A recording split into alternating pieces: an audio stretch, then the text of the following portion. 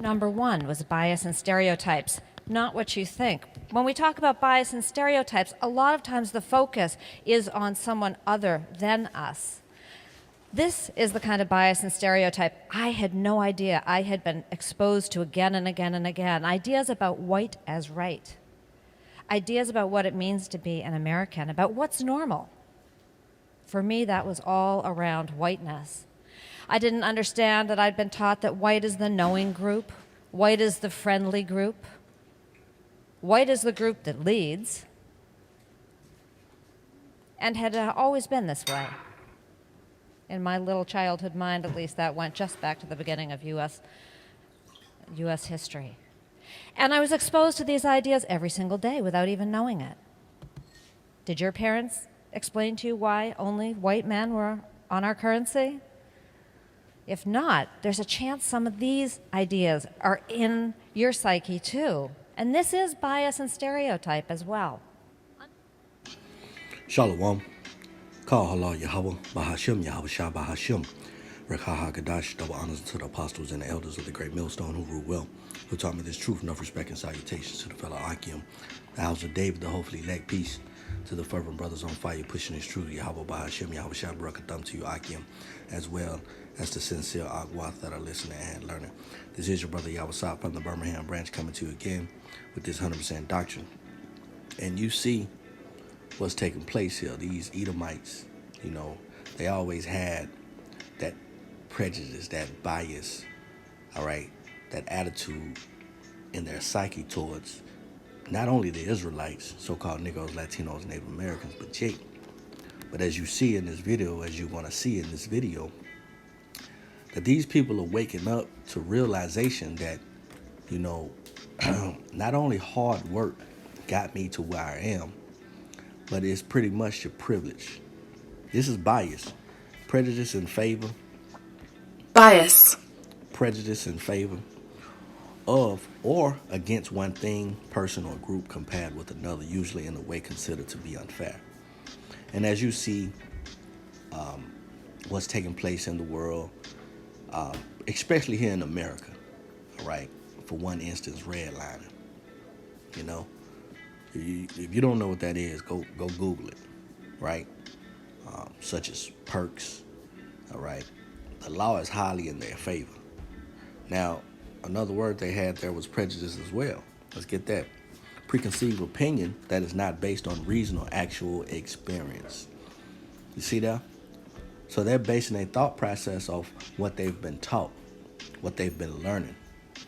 You see? And this is pretty much, we can merit this with the scriptures. All right? Let's go to the Apocryphal Wisdom of Solomon. We're already here, but let's go to chapter 2, starting at verse 10. It says, let us oppress the poor and righteous man. And they have, and they still are doing this. Let us not spare the widow, nor reverence the ancient gray hairs of the age. Let our strength be the law of justice. And this is their strength. This is where they get their oomph from. You see? The rights to bear arms. The right to go and come to and fro as thou please. You see? It says, for that which is feeble is found to be nothing worth. And this is what they are finding out. They're finding out these things that we've been brought up and been taught is nothing worth. Again, you're going to say that your fathers have inherited lies. Therefore, you have inherited lies. Okay, underminer number 2 was that I was missing so much history. I had no idea that I had been taught in school, in my home, in my movies and my books. I had been taught a very narrow version of history. And by the way, I was a history major in college. And this is what my U.S. history books looked like. So, for instance, I'm going to share with you 2 examples of how this shows up. And history lives today. We're living in history that was created for us yesterday and the day before and the year before and the century before. So this stuff, history really matters. I knew all about World War II. As a child in the 1960s and 70s, I was surrounded by World War II veterans. We called them GIs. I was surrounded by images like this. Anyone noticing that they're all white again? Even recent, fairly recent, Saving Private Ryan, again, portrayed World War II veterans, soldiers, as white. So I had no idea that there were 1.2 million black Americans fighting in World War II. Not in my history, not in my textbooks, not in my media, my movies, my TV shows. I didn't know there were indigenous troops. I didn't know there were Asian troops. I didn't know there were Mexican troops. This is what's called whitewashed history. So when this is all I see and know about, my father was in the Navy, which is why I chose this image, and I learn about something called the GI Bill, which for returning World War II veterans was a benefits package. It paid for returning veterans to go get free higher education, get a loan to start a small business, and it provided a government-backed mortgage to go buy your first home. So when I hear about the GI Bill, I'm not thinking, did everybody get that? No. Most of the black and brown, and when I say most, I mean all, with very few exceptions, of the black and brown Americans who had fought in World War II were not able to access the GI Bill benefits. I don't have enough time to go into the whole story, so I will pick one piece of the story. When it came to buying a home with one of those government-backed mortgages, they were only good in white-only neighborhoods. So they were only available to white GIs, like my father and my uncles and all the men that I grew up around. What's a white neighborhood? Well, more history I didn't know. I didn't know about the history of redlining. Okay.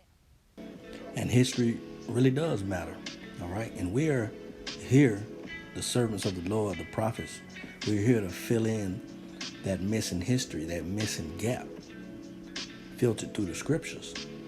You understand? Because what you have been taught throughout your life, not only you, your Edomites, your biblical Edomites, but, all right, the joining nations as well, also Israelites. Let's continue with Wisdom of Solomon 2:12, and it says, "Therefore let us lie in wait for the righteous, because he is not for our turn, and he is clean contrary to our doings. He upbraideth us with our offending the law, and objecteth to our infamy, the transgressions of our education." You see, and we got that word infamy up here. And we'll go back. This is infamy. Infamy. The state of being well known for some bad quality or deed, an act or wicked, an evil or wicked act. And the biblical Edomite, all right, which is the modern day so-called Caucasian white race, all right, they have been evil, they have been bad, they have been oppressing, they have been lying in wait. They understand that we're clean contrary to their doings. Because what is their doings? Sodomy, bestiality, all right, turning things upside down, as the scriptures say. You understand? So let's go to, and this is y'all offending the law. Matter of fact, let's go to a law. This is y'all offending the law. Leviticus, let's see, 19 and 13. This is a law now. "Thou shalt not defraud thy neighbor, neither rob him. The wages of him that is hired shall not abide with thee all night until the morning." You see? So this gives you an understanding on how you should be getting your pay. What do you do now with the IRS, with the taxes? Weekly, bi-weekly, all right, monthly with some jobs. You see? This is them defrauding the neighbor, you see? And see, we're going to go back to this. We're going to show you how to live righteous, you see? But also, you're going to get your ass whipped for what? Doing things that are very unlawful in the eyes of BAHASHAM YAHAWASHI. Jeremiah 22 and 13. "Woe unto him that buildeth his house by unrighteousness, and his chambers by wrong, that useth his neighbor's service without wages, and giveth him not for his work." And as you've seen with the GI Bill, man, all right? And you ask the average so-called Negro, Latino, or Native American, all right, why are we so far behind? You see?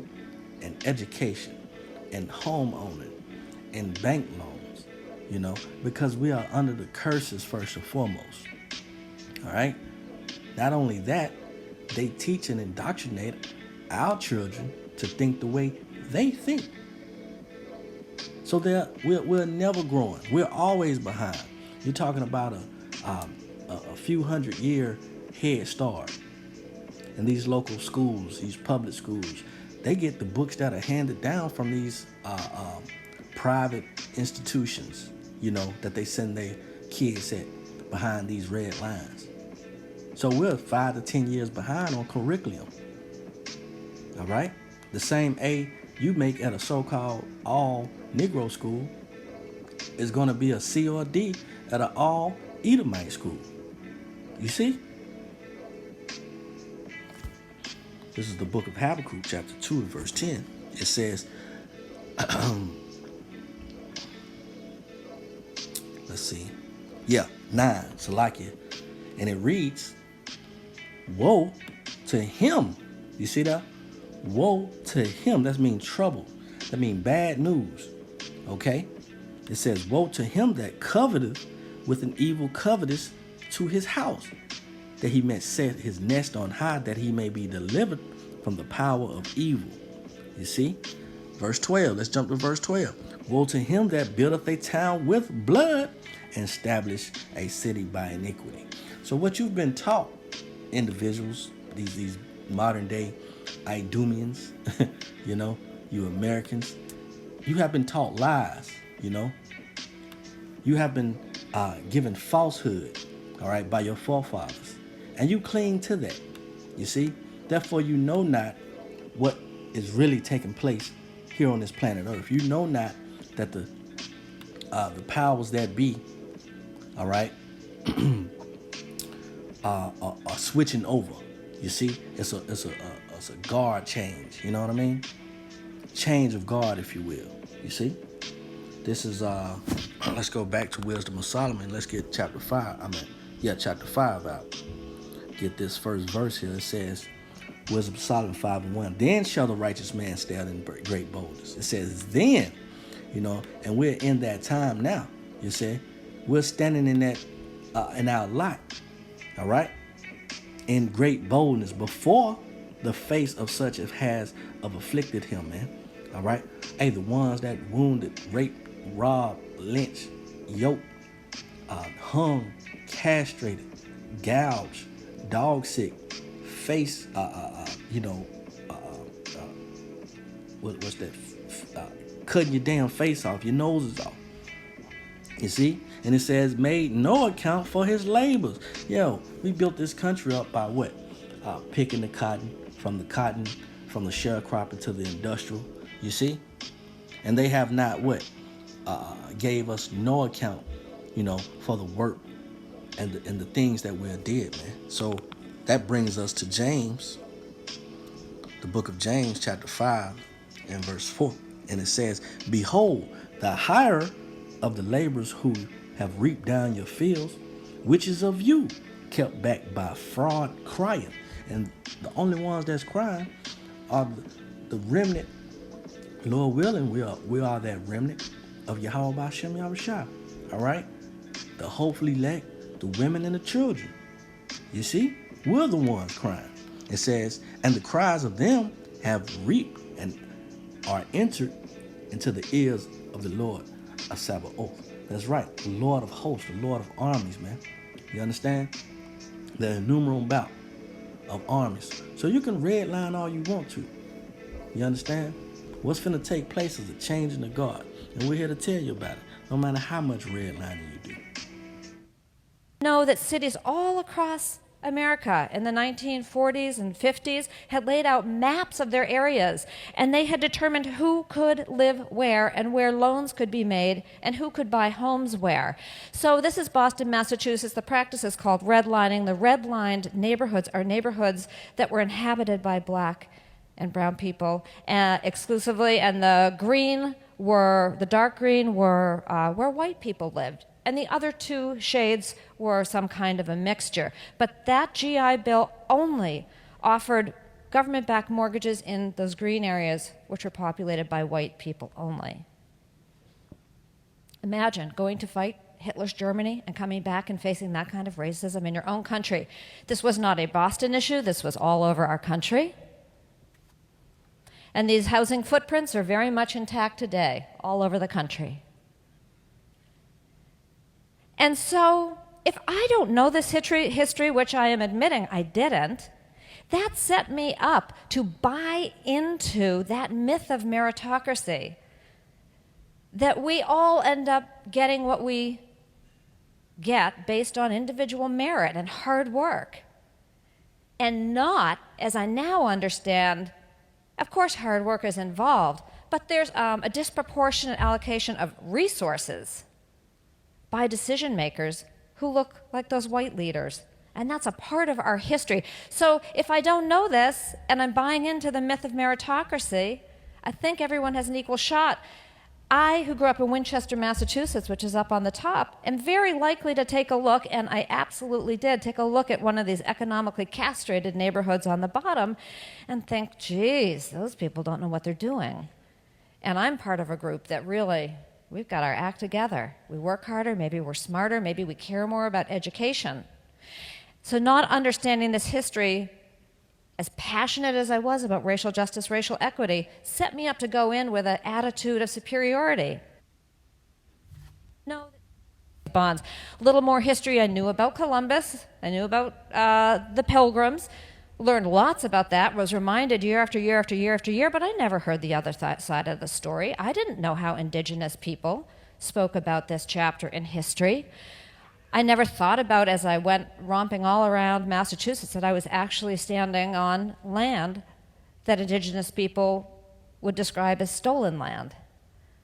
And I didn't know that someone like me was attached to a history that was considered a genocide, that someone like me is attached to a history where I might be looked at as an invader or a terrorist. So that this idea of being attached to really one of the greatest genocides in the history of the globe means that anywhere I go, whether your ancestors were here then or not, white skin can carry with it all this history. And all I have to do is walk into a room, and that history that I trigger in another person, it makes me immediately distrustful, possibly. I had no idea. I just thought we were all colorblind and we should all just get along and be a big happy family.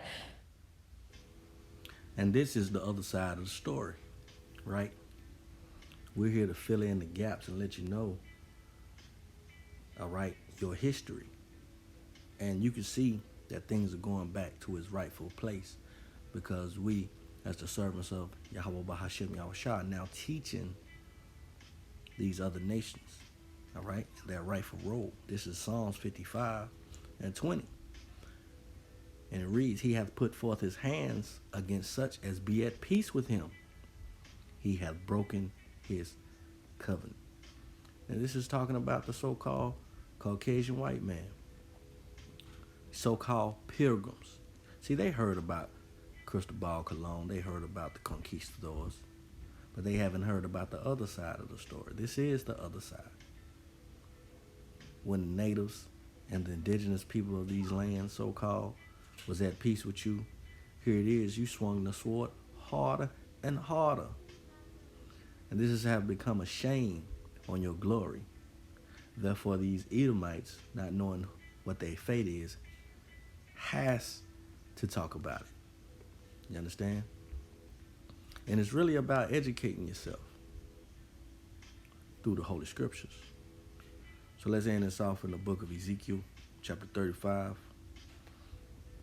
and verse 5. And it says, Because thou hast had a perpetual hatred and hast shed the blood of the children of Israel by the force of the sword in the time of their calamity, in the time that their iniquity had an end, therefore, as I live, saith the Lord power, I will prepare thee unto blood, and blood shall pursue thee.